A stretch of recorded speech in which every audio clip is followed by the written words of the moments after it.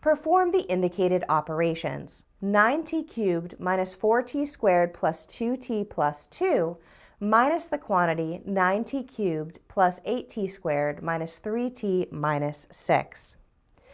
Here we have like terms lined up vertically, which we can make use of while subtracting in order to combine like terms. We're subtracting, so we're first going to rewrite this as addition of the opposite. We have 9t cubed minus 4t squared plus 2t plus 2. And since we're subtracting, we're adding negative 9t cubed minus 8t squared plus 3t plus 6.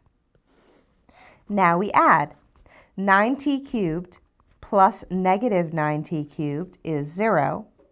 Negative 4t squared plus negative 8t squared is minus 12t squared.